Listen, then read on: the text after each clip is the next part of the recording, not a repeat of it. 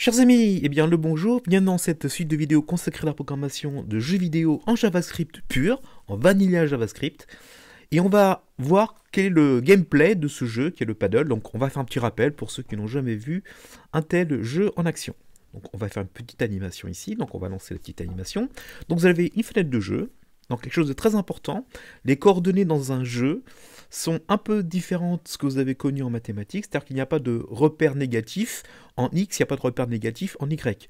Le point en haut à gauche est le repère 0, les X positifs sont vers la droite et les Y positifs sont vers le bas. Donc c'est très important.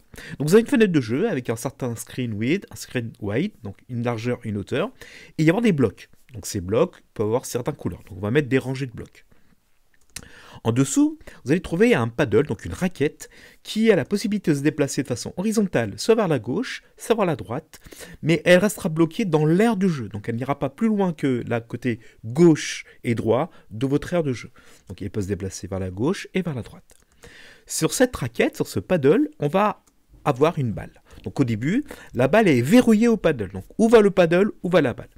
Et puis par une action d'une touche, par exemple la touche espace, vous allez libérer la balle, donc elle va partir avec un certain angle, elle va rebondir sur l'écran et elle va rencontrer des blocs.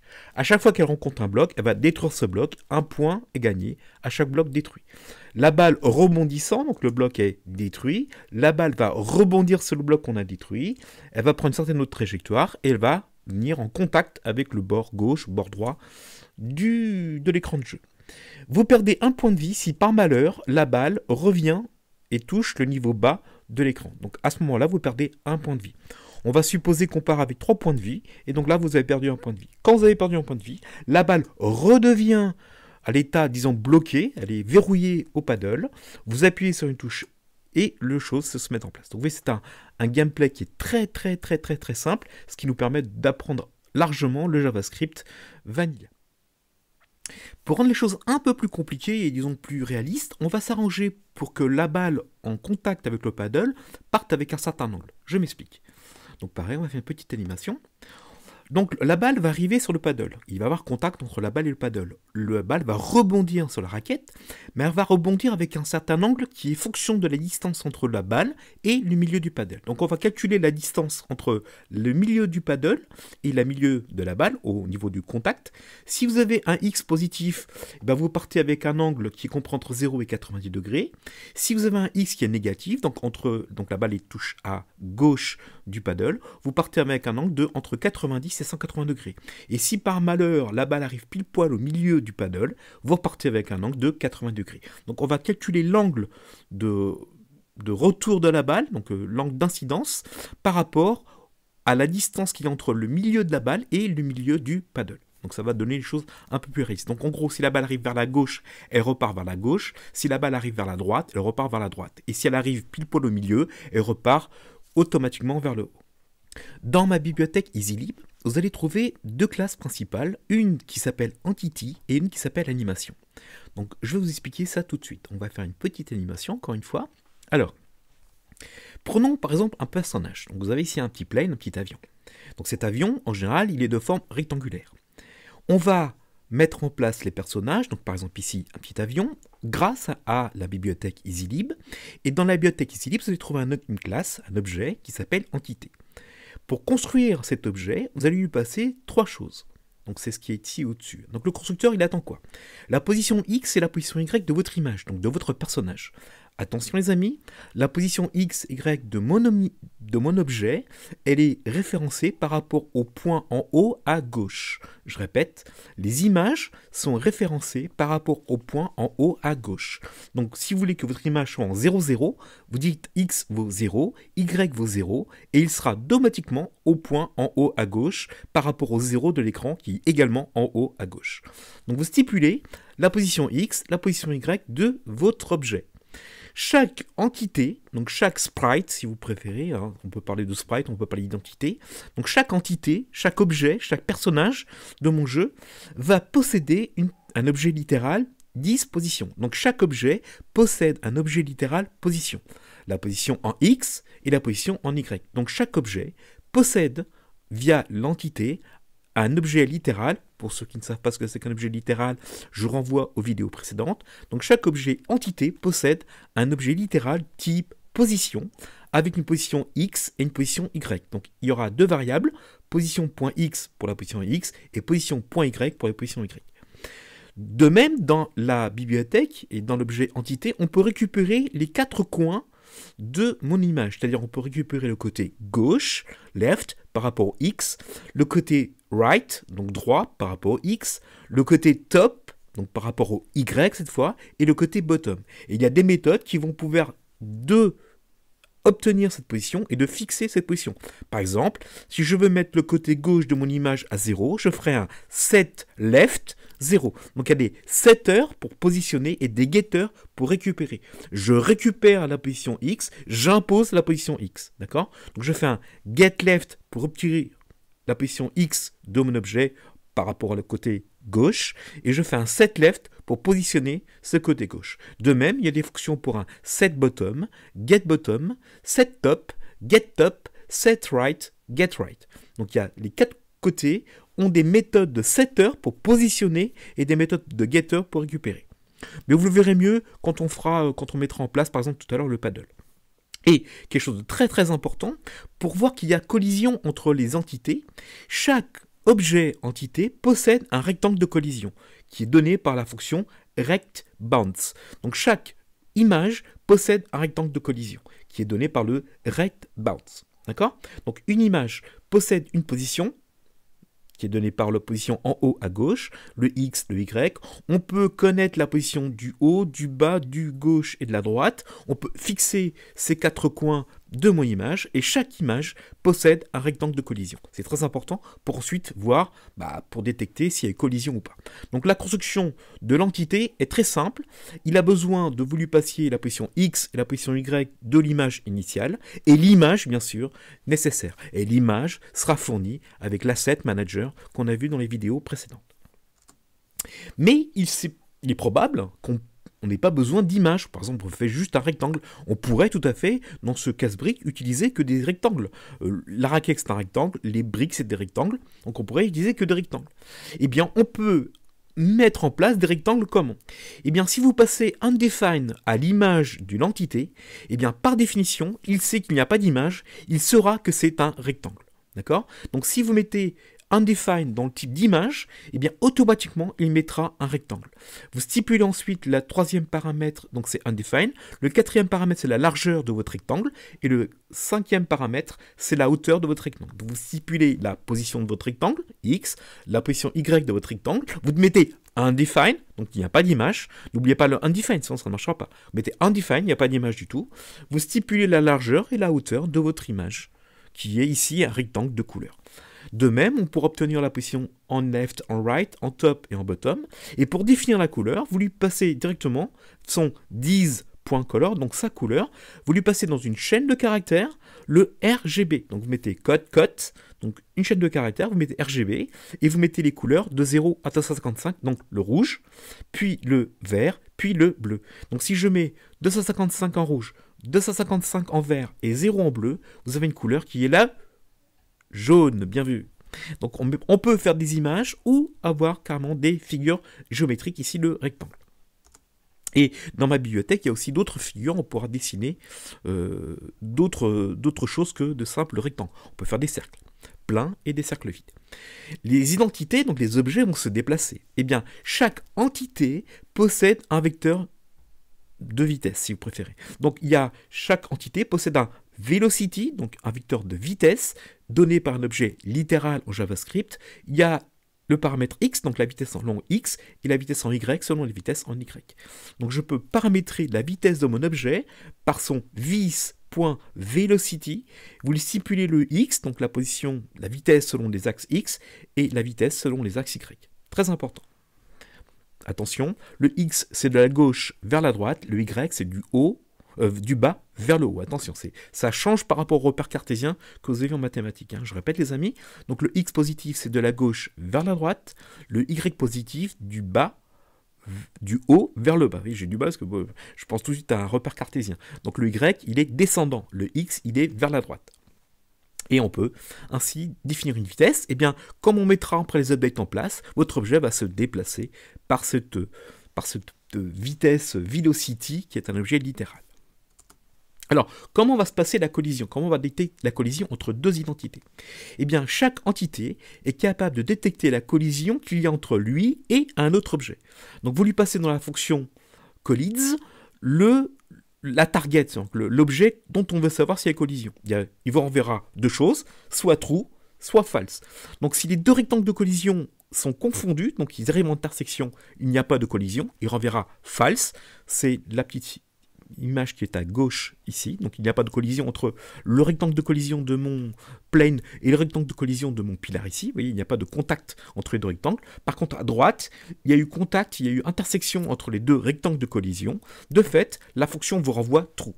Ensuite, à vous de mettre en place les animations, les explosions, les sons, etc. Donc on est capable de savoir s'il y a eu collision, s'il y a eu contact entre les deux rectangles de collision. Ici, un petit plane, un petit pilar. La fonction s'appelle collides. Elle attend quoi? Un target. Elle veut renvoyer un booléen, soit c'est true, il y a une collision, soit c'est false, il n'y a pas de collision. Ensuite, c'est à vous de mettre en place ceci. Par exemple, dans l'exemple qui est ici, if, donc c'est une condition, this plane, donc est-ce que mon petit plane est en contact collides vis pilar? Donc j'ai un plane, j'ai un pilar dans ma fonction, d'accord? Et je regarde s'il y a contact entre le plane et le pilar. Il répond oui, il répond non, et les actions vont être différentes. Donc si c'est non, bah, je continue mon petit chemin. Si c'est oui, il y a une collision, et bien là, qu'est-ce que je vais faire? Par exemple, faire exploser mon petit plane. Exploser, c'est-à-dire qu'on va animer des sprites. Pour animer des sprites, je vous ai simplifié la vie, il y a une classe qui s'appelle animation, d'accord? Donc comment utiliser l'animation? Eh bien, je vous ai mis le constructeur de l'animation. En premier lieu, vous lui passez l'image de l'animation. Donc l'animation, en fait, est composée de petites images qu'on va afficher les unes après les autres. Donc vous lui donnez la classe, donc toutes les images, d'accord? La classe que vous avez mémorisée grâce à l'asset manager. Vous lui stipulez la largeur d'un seul sprite en largeur et en hauteur, pour qu'il sache combien il a d'images à sa disposition.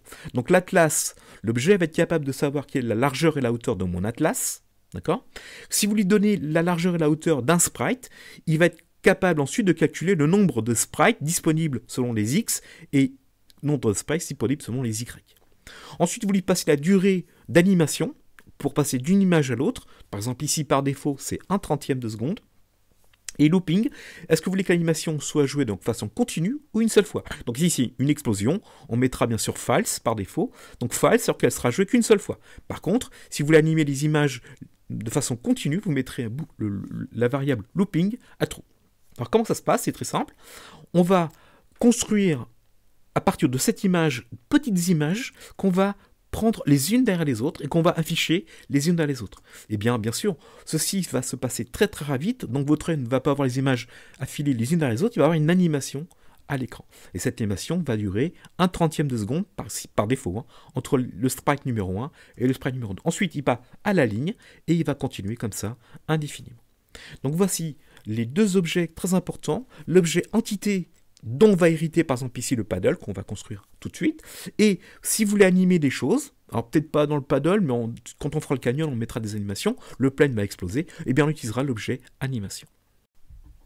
Eh bien, attachons-nous maintenant à créer le fameux paddle. On va créer un nouveau fichier qu'on va appeler paddle.js, un fichier JavaScript, qu'on va placer ici dans le répertoire src. Donc dans le répertoire src, on va créer un fichier paddle.js. Donc le JS est important, JavaScript. Alors, notre paddle va hériter de l'objet entité qui se situe dans la EasyLib. Quels sont d'après vous les deux imports nécessaires à ce paddle? Allez, je vous laisse quelques secondes de réflexion.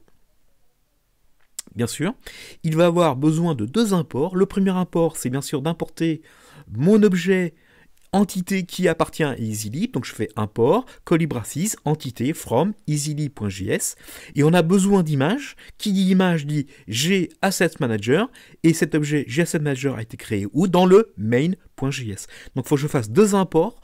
Un premier import pour utiliser mon entité et deuxième import pour pouvoir utiliser le GAssetManager pour y mettre pour récupérer les images que j'ai mis en mémoire dans le main ici. Donc on a mis ici un paddle pour étiquette paddle. D'accord? Donc on va créer un objet paddle, donc une classe ES6 de JavaScript. Donc je fais classe paddle. Donc habituellement, on met des grandes lettres pour définir les noms des objets. Donc grand paddle, extends, donc qui va hériter d'entité. Donc paddle est une extension d'entité. Donc paddle contient toutes les propriétés d'entité, plus celles qu'on va rajouter pour paddle. Mais paddle, de même, il faut pouvoir l'exporter pour ensuite l'avoir importé dans mon GameStage. Donc n'oubliez pas de faire un export de la classe paddle pour ensuite l'utiliser dans le GameStage. Le constructeur du paddle est très simple. Il attend deux choses. Bien en fait, il attend la largeur de la fenêtre et la hauteur de la fenêtre pour qu'il sache se situer. Donc on pourrait juste lui passer la largeur de la fenêtre vu qu'il se déplace horizontalement. Mais bon, on n'est pas à une variable près. Donc on va lui passer la largeur de la fenêtre et la hauteur de la fenêtre. Qu'attend le constructeur? Le constructeur d'entité, donc c'est le super. Donc là, je vais construire mon objet entité. Je vous rappelle dans la petite animation précédente, on a besoin de lui passer le X de l'image, le Y de l'image et l'image proprement dit. Donc le paddle, on va le placer au milieu de l'écran par rapport au X et on va le placer à la hauteur de l'écran moins 50 pixels. De fait, je définis ici GameWidth divisé par 2, donc c'est la largeur de ma fenêtre divisée par 2, et je positionne par rapport à ma fenêtre en hauteur, et je retire 50 pixels. Et comment lui passer l'image? C'est très simple, vous faites G, Asset Manager, Gate Image, donne-moi l'image de l'étiquette paddle. Et vous avez construit ainsi un paddle. Alors, comme on risque d'avoir besoin de la largeur et de la hauteur de la fenêtre, on va mémoriser ceci dans deux variables qui appartiennent à paddle. D'accord? Donc attention, en sortant du constructeur, on va perdre l'information game, largeur et hauteur. Donc on va faire tout de suite, on va mémoriser dans deux variables GameWidth et GameHeight qui appartiennent à paddle, d'où le this. Donc je crée une variable qui s'appelle GameWidth, GameHeight qui appartiennent à paddle via le this et je mémorise la largeur de ma fenêtre et la hauteur de ma fenêtre. Mon paddle va se déplacer, donc je vais créer une variable speed. Donc je fais this.speed et pour l'instant, le speed vaut 0. Et je vais définir aussi un module de vitesse. Par exemple ici, j'ai mis 200 pixels par seconde pour mon paddle. Alors, quelles sont les autres fonctions? Les fonctions principales sont le update et le render. Dans le update, je vais recevoir le temps qui passe. Qu'est-ce que je fais? Je vais mettre à jour la position X et Y de paddle, mais qui est aussi l'entité. Donc je vais appeler la fonction dont hérite paddle par rapport à entité. Donc je vais faire un super, donc j'appelle la fonction héritée, donc celle de entité, et je fais super.update dt. Donc je reçois le dt dans ma fonction, je la passe directement à la fonction membre, mère ou père de entité. Et je vais regarder ensuite voir si le paddle va vers la gauche ou vers la droite. Donc je vais regarder ces edges. Première fonction, la fonction de update. Donc je mets à jour la fonction update, je reçois le temps. Ce temps, je le récupère et je le passe directement à la fonction update d'entité. Et ensuite, on va voir comment gérer les bords de l'écran. Et la deuxième fonction, c'est de faire du rendu. Donc je vais recevoir une fonction render. Cette fonction render va recevoir en argument le contexte graphique, CTX. Il est très simple d'afficher l'image. Vous dites, à l'entité de s'afficher elle-même. Donc comme le paddle appartient à entité, entité sait s'afficher via son render. Vous dites, super, donc la classe héritée, donc entité, point render, et vous lui passez le contexte. Et on va rendre également le rectangle de collision. Donc en faisant render debug, on va voir le rectangle de collision apparaître pour voir s'il faut réduire le rectangle de collision ou pas. Donc je répète les amis, c'est très important. On va créer un objet de type paddle qui va hériter de l'objet entité. D'accord? Pour construire un paddle, on va lui passer la largeur et la hauteur de votre fenêtre, tout simplement. Il va construire l'entité via le super, il va positionner le X par rapport à la fenêtre divisé par 2, la hauteur totale de la fenêtre moins 50 pixels, et vous lui passez directement via le G Asset Manager, le getImage du paddle, donc l'image que vous avez mémorisée dans l'Asset Manager. On va garder en mémoire la largeur et la hauteur de votre fenêtre. On risque d'en avoir besoin lorsqu'on va regarder si on dépasse la fenêtre à gauche ou à droite. Bon, ici, on se déplace horizontalement. On n'aurait pas forcément besoin de la hauteur de la fenêtre, mais on pourrait tout à fait prévoir un paddle qui se déplace dans tous les coins. On va créer une petite variable, 10.speed. Pour l'instant, elle vaut 0. Et le module de speed qui vaut 200. On va avoir deux fonctions primordiales. La première fonction, c'est la fonction update. Vous récupérez le temps qui passe et vous la passez directement à l'entité en faisant super.update .update, mets-toi à jour, entité. Je te passe le temps qui passe. Et puis après, on va appeler la fonction ngIs pour voir si on a débordé à gauche ou à droite. Et une fonction de rendu, il faut dessiner l'objet à l'écran. On utilise la fonction render. On récupère le contexte graphique qu'on reçoit ici en paramètres et on la passe directement à l'entité. Donc vous voyez, le dessin est très simple. On délègue le dessin à l'objet dont on hérite entité. Alors comment maintenant vérifier qu'on est à gauche ou à droite? Donc on a une fonction qui s'appelle edges. Donc d'abord, on va détecter le côté gauche de mon paddle. Qu'est-ce que je fais? Je sais que paddle hérite d'entité. Donc chaque entité possède un objet littéral qui s'appelle position. Il y a un objet littéral position, il a à l'intérieur deux variables, la position x et la position y, via les paramètres x et y. Donc, si mon paddle va trop à gauche, c'est que son x devient négatif, on déborde à gauche de l'écran. Et bien, qu'est-ce que je fais? Je fais if 10 position.x, donc je regarde que la position x de mon paddle est négative. Qu'est-ce que je dois faire? Eh bien, je vais bloquer la position x en 0. De fait, il n'ira pas plus loin que la position 0, il n'ira pas dans les x négatifs, si vous préférez. Et pour détecter le côté droit, on va changer un tout petit peu pour montrer d'autres fonctions. Donc ici, dans le côté gauche, j'aurais pu récupérer le left de mon paddle. Mais je peux aussi récupérer directement la position. Donc c'est vous qui décidez. Soit vous récupérez le get left, donc la position gauche de mon objet, soit vous regardez sa position en X. C'est comme vous voulez. Il y a deux façons de faire. Soit vous utilisez directement l'objet littéral position, soit vous parlez par les fonctions getter et setter de get left ou get right. Donc ici, pour le côté droit, je vais changer, je vais utiliser maintenant les getters.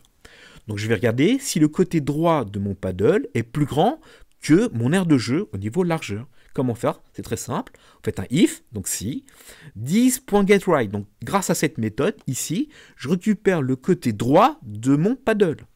Si ce côté droit est plus grand ou égal que la largeur de ma fenêtre, qu'est-ce que je fais?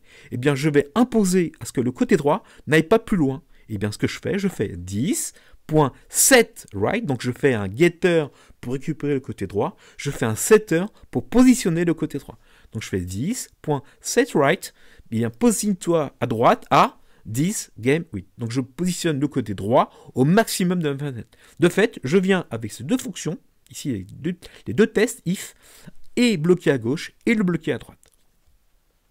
Mon paddle va bouger. Donc il faut que je crée maintenant des fonctions qui permettent de faire bouger mon paddle.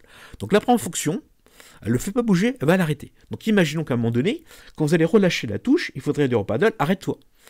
Eh bien on va dire une méthode qu'on va appeler une fonction qui s'appelle stop. Qu'est-ce qu'il fait dans cette fonction stop? Eh bien on va mettre là l'objet littéral que possède entité et donc que possède paddle, parce que paddle c'est une entité, il a une velocity. Et velocité, c'est un objet littéral qui possède un x, vitesse selon les x, y, vitesse selon les y. Eh bien, pour arrêter le paddle, c'est très simple. Vous lui dites, ta vitesse selon l'axe x est 0. Tout simplement. Donc, je fais un 10, car vélocité appartient à paddle. Si vous faites simplement vélocité, vous créez une variable locale à ma fonction stop. Non, moi, je veux que cette fonction stop soit par rapport à mon objet paddle. Donc je mets 10.velocity.x égale à 0. Et bien de fait les amis, grâce à cette fonction stop, mon paddle va s'arrêter, parce qu'il n'aura plus de vitesse en x. Il faut que mon paddle se déplace selon les x, positifs et négatifs. Donc il faut qu'il aille vers la gauche et il faut qu'il aille vers la droite. Donc je crée ici deux fonctions très simples, une qui s'appelle move left, une qui s'appelle move right. Alors comment faire pour qu'il aille vers la gauche ou vers la droite? C'est très simple. Vers la gauche. Eh bien, si je veux que mon paddle se déplace vers la gauche, il faut que sa vitesse soit négative, tout simplement, d'accord? Donc ici, 10velocity.x, il vaut moins 10.speedModule. Et speedModule ici, ça vaut quoi? 200. Donc le speed ici, c'est une variable que je vais créer, donc je ne l'utilise pas, on pourrait carrément l'enlever même. Voilà, on va l'enlever. On va l'appeler speedModule, ce sera plus clair. Donc speedModule est de 200 pixels par seconde, donc je vais me déplacer de 200 pixels par seconde. En spécifiant ici le moins, donc de fait, je vais vers la gauche. De même, move right, je définis la vitesse selon les x de 10 speed module positif, donc on va se déplacer vers la droite de 200 pixels par seconde. Donc vous voyez, l'objet paddle est très très simple, parce qu'il hérite de entité. Donc on le construit par son super, on le positionne en x, milieu de la fenêtre, en hauteur, moins 50 pixels, on lui donne l'image, on crée ici des variables qui appartiennent à paddle, qui n'appartiennent pas à une entité. Ces variables game Game Hide et Speed Module n'appartiennent pas à une entité, elles appartiennent à paddle. Et puis ensuite, on crée des petites fonctions pour soit le mettre en mouvement, pour détecter ici si c'est trop à gauche, s'il est trop à droite, pour arrêter le paddle, pour le mettre en mouvement à gauche, pour le mettre en mouvement à droite. Et attention, comme je fais super update, en mettant à jour les vélocités X et Y, eh bien l'entité va se mettre à jour vers le update, votre objet va bouger. Et comme il va s'afficher via le render, on va voir un paddle qui va bouger et qui va s'afficher. Et bien maintenant, ce paddle, il faut le créer. Où va-t-on le créer? Dans le game stage, évidemment. Donc je vais maintenant dans le game stage. Il faut que j'importe mon paddle. Donc je fais un import paddle, d'où de paddle.js. N'oubliez pas les colibrasis, d'accord? Donc vous avez compris, hein. On a créé un paddle. Ma classe paddle, j'ai mis export ici. Donc de fait, je peux l'importer dans mon game stage ici. Donc je fais import paddle. Et je vais créer mon premier paddle. Donc, je vais créer une variable de type paddle qui appartient au game stage. Donc, je fais 10.paddle avec un petit p. N'oubliez pas le 10 parce que le 10 est important. Le 10 veut dire j'ai à game stage une variable qui s'appelle paddle, qui est un objet de type paddle. Donc, je fais new paddle et vous lui passez la largeur et la hauteur de votre fenêtre de jeu qu'on a reçue ici en argument quand on a construit le game stage. Donc, all enter, on s'en fout. Alors maintenant, comment détecter qu'on a appuyé sur les touches gauche, droite, etc. Eh bien, grâce à GInputManager. Donc, il faut aussi importer du main le GInputManager. Donc, on importe le GInputManager et on importe le GAssetManager pour afficher l'image de fond. Alors, vous allez voir, c'est très simple. Dans le update, cette fonction est appelée tous les frames. Donc, à chaque frame, je suis capable de savoir s'il y a eu une touche qui a été appuyée ou s'il y a une touche qui a été relâchée. Donc, il y a deux méthodes qui appartiennent au GInputManager. Première méthode, c'est la isKeyPressed. Est-ce que la touche a été appuyée? Une autre méthode qui est le isKeyRelease. Est-ce qu'une touche a été relâchée? Et vous stipulez par une chaîne de caractères la touche dans laquelle vous voulez actionner. Donc, on va vérifier que la touche gauche a été actionnée en faisant comment? If, donc c'est un test. Si mon GInputManager et GInputManager, mon manager d'entrée de clavier, isKeyPressed, est-ce que la touche, donc je vais avoir le nom, est-ce qu'elle a été appuyée? Il vous renvoie true ou false. Et la touche pour avoir accès aux touches, c'est arrow left, donc la flèche gauche. Donc arrow left. Donc attention, grand A pour arrow, grand L pour left. Si vous mettez un petit A pour arrow, il ne comprendra pas. Donc il va comprendre la chaîne de caractères arrow, grand A, petit r, o, w, l, grand L, e, l, f, t.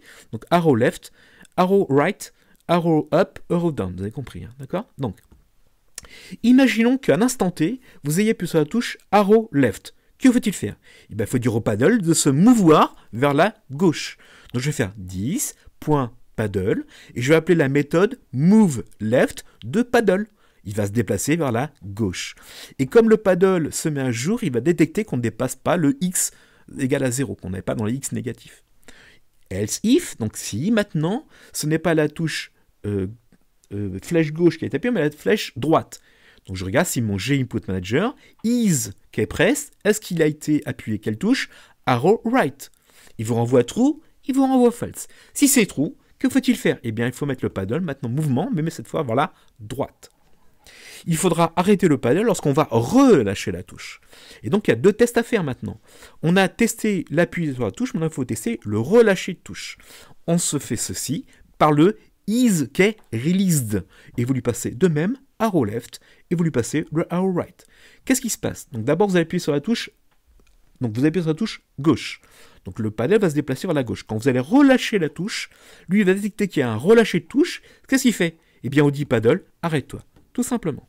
Et de même, si vous avez appuyé sur la touche droite, vous avez relâché la touche droite, il faut dire maintenant au paddle de se stopper. N'oubliez pas de faire un update du paddle pour ensuite mettre à jour la position par rapport à ses vitesses. Et maintenant, il faut dessiner le paddle. Alors, comment dessiner le paddle? Eh bien, vous recevez un argument, le contexte graphique, je vous rappelle. Là, on a affiché l'image de fond. Eh bien, pour dessiner le paddle, c'est hyper simple. Vous dites paddle, donc 10 paddle, point, render. Et vous lui passez ce que vous recevez en argument, le contexte, vous le repassez dans le render.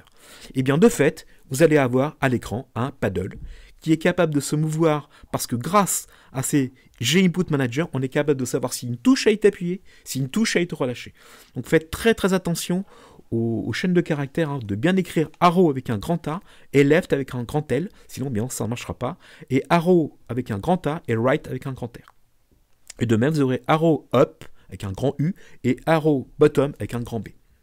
Eh bien, lançons la chose, il n'y a rien d'autre à faire, hein. On a créé notre paddle, on a importé le paddle dans le game stage, on a créé dans le game stage un petit paddle, on a mis en mouvement via le move left, move right, stop. On n'oublie pas les updates, sinon votre paddle ne pourra pas bouger parce qu'il n'y aura pas des updates. Et on va l'afficher par le render. Donc lançons la bête. Voilà, on lance live server. Et regardez, au grand miracle, il apparaît ici un paddle. D'accord? Alors on voit pas très bien. Attends, je vais enlever ceci. On voit pas très bien, mais autour du paddle, vous allez trouver un rectangle qu'on est le rectangle de collision.